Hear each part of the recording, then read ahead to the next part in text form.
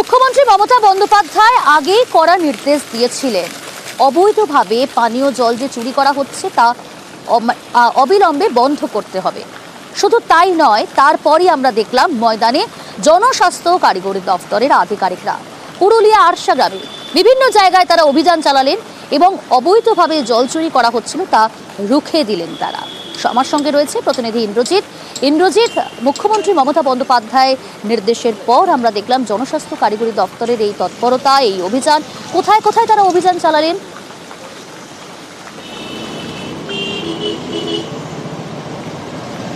দেখো প্রিয়াঙ্কা, মুখ্যমন্ত্রী যে নির্দেশ দিয়েছিলেন সেই নির্দেশের ভিত্তিতেই একেবারেই তড়িঘড়ি ব্যবস্থা নেয় জেলা জুড়ে। একেবারেই বিভিন্ন জায়গায় যেখানে যেখানে জল চুরি হচ্ছে বা জল অপচয় হচ্ছে জেলা প্রশাসন নজর রেখেছে। ঠিক তেমনই আরশা ব্লকের বেলডি গ্রামে দীর্ঘদিন ধরে গ্রামের একাংশের মানুষ জল পাচ্ছিল না, অন্যদিকে বেশ কিছু গ্রামবাসী সেই জল অপচয় করছিল, নষ্ট করছিল।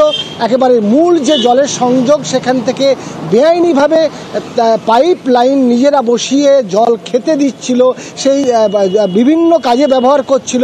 ফলে এই অভিযোগের পাওয়ার পরেই জনস্বাস্থ্য কারিদপ্তর সেখানে যায় এবং স্থানীয় পঞ্চায়েত পুলিশকে সঙ্গে নিয়েই সেই বেআইনি যে কানেকশন ছিল সেগুলো সবই কেটে দেয় এবং তাদের সতর্ক করা হয় যে আগামী দিনে তারা যেন এভাবে জলের অপচয় না করে। এবং এছাড়াও গ্রামে গ্রামে মাইকিং করা হয় যে জল অপচয় করা যাবে না, যেখানে জল যতটুকু প্রয়োজন ততটুকু খরচা করুন, বা জল অপচয় করলে ব্যবস্থা নেবে প্রশাসন।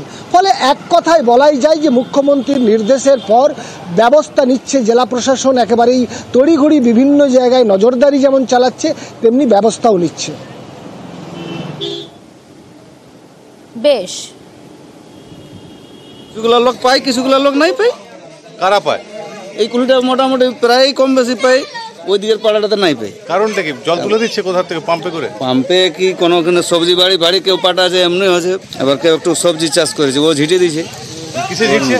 ও পাম্প দিয়েই, মানে পাইপে পাম্প লাগাচ্ছে? পাইপও পাম্প দিয়ে থাকে অনেকগুলো।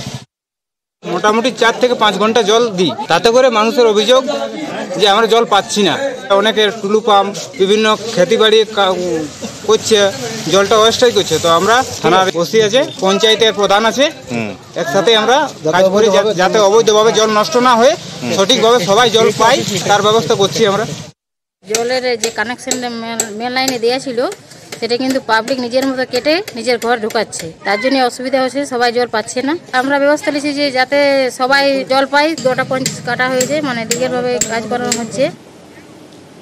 বৃষ্টি ধরতে জলাধার, কামারহাটিতে বর্ষার জমা জল, সেই জমা জল ধরে রাখার জন্য জলাধার এবং এই জল প্রকল্পের শিলান্যাস। এ বিষয়ে আরো ডিটেল আপনাদের জানাবো। সুবীর রয়েছে আমার সঙ্গে সরাসরি। সুবীর, কি জানা যাচ্ছে এই বিষয়ে? আর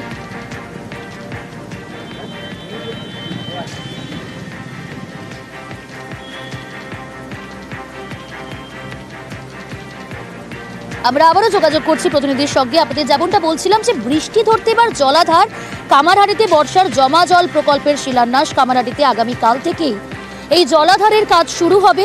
39 কোটি টাকায় বৃষ্টির জলাধার কামারহাটিতে। পুরসভার তরফ থেকে কি বলা হয়েছে শোনাবো আপনাদের। আমাদের যে জমিটা, সেই জমিটা হচ্ছে কেএমডির জমি, না 15 কোটি কাটার মধ্যেই ওটা হচ্ছে। 39 কোটি টাকার এটা প্রকল্প, যেই প্রকল্পতে 6টা ওয়ার্ড সেই জলমগ্ন, সেই জলমগ্নতে তারা নিষ্কৃতি পাবে। বৃষ্টিকে ধরতে এবার জলাধার। আমার সঙ্গে রয়েছে সরাসরি সুবীর। এই যে বৃষ্টির সময় জল জমে গিয়ে যে যন্ত্রণায় ভুগতে হয় সেখানকার স্থানীয় বাসিন্দাদের, তারা কতটা খুশি, তারা কি বলছেন, তারা কতটা আশাবাদী? এই যে জলাধার বৃষ্টি ধরতে তৈরি করা হচ্ছে 39 কোটি টাকা খরচ করে, তারা কি বলছেন? দেখো, দীর্ঘদিন ধরে সমস্যার সম্মুখীন হচ্ছিল এই কামারহাটি পৌরসভার 10 নম্বর থেকে 16 নম্বর ওয়ার্ডে 6টি ওয়ার্ডের প্রায় 1 লক্ষ মানুষ। বৃষ্টি হলে বৃষ্টির যে জল, সেই জল কিন্তু এলাকায় জমে থাকতো, যে জল বেরোনোর কিন্তু কোনো জায়গা ছিল না। এবং সেই জায়গা থেকে কিন্তু এলাকার মানুষজন কিন্তু বারংবার কামারহাটি পৌরসভাকে তারা জানাচ্ছিল এবং কামারহাটি পৌরসভাকে লিখিত আকারে জানানোর পর কামারহাটি পৌরসভার পক্ষ থেকে সেই লিখিত আবেদন কিন্তু নবান্ন দপ্তরে পাঠানো হয়েছে এবং পাশাপাশি নগরায়ণ দপ্তরেও কিন্তু পাঠানো হয়েছে এবং সেই যে লিখিত আবেদন, সেই আবেদনে সাড়া দিয়েছেন স্বয়ং মুখ্যমন্ত্রী মমতা বন্দ্যোপাধ্যায় এবং মমতা বন্দ্যোপাধ্যায়ের সেই উদ্যোগে কিন্তু এই প্রকল্প নেওয়া হয়েছে এবং ফিরহাদ হাকিমের যে নির্দেশ, সেই নির্দেশে কিন্তু এই প্রকল্প কিন্তু বাস্তবায়ন করা হয়েছে এবং 39 কোটি টাকা বরাদ্দ হয়েছে এই প্রকল্পের জন্য এবং কেএমডি এর তরফ থেকে কিন্তু জমি দেওয়া হয়েছে। সেই জমি 15 কাঠা জমির মধ্যে কিন্তু এই প্রকল্পের কাজ শুরু হবে আগামীকাল থেকে এবং এই যে 1 লক্ষ মানুষ যে উপকৃত হলেন, জল যন্ত্রণা অনেকটাই কমবে বলে আশাবাদী কামারহাটির বাসিন্দারা। মেদিনীপুরের দিকে একটু নজর রাখা যাক। কল আছে, জল নেই। মেদিনীপুরের কুণ্ডলবনি গ্রামে এই দুর্ভোগের ছবিটা স্পষ্ট। অনেকটা পথ পেরিয়ে জল আনতে হয় সেখানকার স্থানীয়দের। স্থানীয় বাসিন্দারা কি বলছেন শোনাই আপনাদের। আমরা আগে কুয়োর জল খেতাম, কুয়োর জলে সব ব্যবহার করতাম। তো এতগুলা বাড়ির মধ্যে একটি কলের মধ্যে সব ব্যবহার হচ্ছে। কতগুলো বাড়ি আছে? এটা 38-39টাই বাড়ি। এই জলের কষ্টের জন্য জানিয়েছেন? হ্যাঁ তাদেরকে জানিয়েছেন? জানিয়েছিলাম আগে, তো কই আমাদের কোনো ব্যবস্থাই করলো নি। কতদিন ধরে এরকম অবস্থা? এটা আজ বছর 4-5 হয়ে গেল। জলের কি সমস্যা রয়েছে? আমাদের জলের খুব কষ্ট। আমরা জল খেতে কুয়ার জল খাই আর সামনে একটা কল আছে, সেই জলই খেয়ে থাকি। কতদিন ধরে এরকম ভাবে আছে? হয়ে গেল 2-3 বছর। এখানে কোনো কল নেই।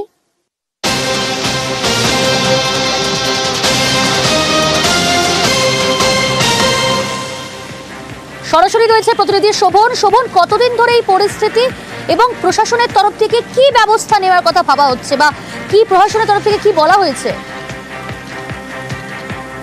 হ্যাঁ দেখো প্রিয়াঙ্কা, এই যে পরিস্থিতি প্রায় বেশ কয়েক বছর ধরে হচ্ছে। এরকম এই এলাকায় পরিস্থিতি সৃষ্টি হয়েছে যেখানে গ্রামবাসীদের অভিযোগ যেটা যে প্রায় 1.5 থেকে 2 কিলোমিটার দূরত্ব থেকে তাদেরকে পানীয় জল সংগ্রহ করে আনতে হয় এবং তার পাশাপাশি শুধু পানীয় জলই নয়, ব্যবহারে অন্যান্য কাজে যে ব্যবহারের যোগ্য জল, সেই জলও কিন্তু মিলছে না এই গ্রামে। এমনটাই কিন্তু অভিযোগ এই কুণ্ডলবনি গ্রামের প্রায় 38 থেকে 40টি পরিবারের মানুষদের এবং তারা বিষয়টি এলাকার পঞ্চায়েত চাঁদড়া গ্রাম পঞ্চায়েতকেও জানিয়েছেন।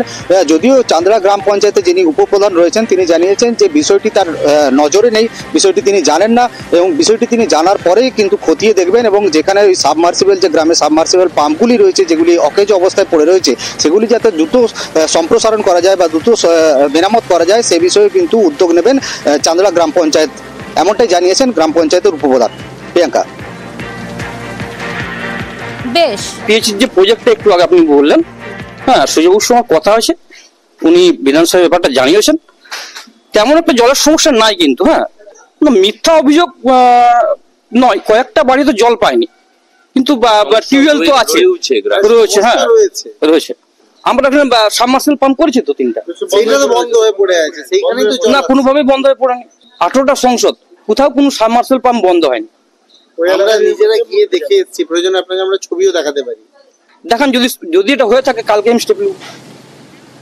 নিকাশি নালা নিয়ে রাজনৈতিক চাপানুতোর, বানারহাটের ঘটনা। সেখানে নিকাশি নালা তৈরি করা নিয়ে একটা রাজনৈতিক চাপানুতোর তৈরি হয়েছে। কাজে বাধা দেওয়া হচ্ছে, থানায় অভিযোগ দায়ের হয়েছে, কিন্তু নির্দিষ্টভাবে ঠিক কি অভিযোগ সামনে আসছে জানাবো আপনাদের। তার আগে আপনাদের শোনায় স্থানীয় বাসিন্দারা তারা কি বলছে। কাজটা হয়েছে কিন্তু এইরকম কাজ ভালো না তো, এই যে 1 সপ্তাহ না হইতে ভেঙে গেল। ভালো হয়নি? না ভালো হয়। কত টাকার কাজ জানেন? না ওটা আমরা জানি না। কাজের বোর্ড বসেছে কত টাকার কাজ? না বোর্ড বসেনি। কি চান এখন আপনারা? আমরা এখন কি চাই, কাজটা যেরকম আসছে সেরকম আবার ভালোভাবে হোক।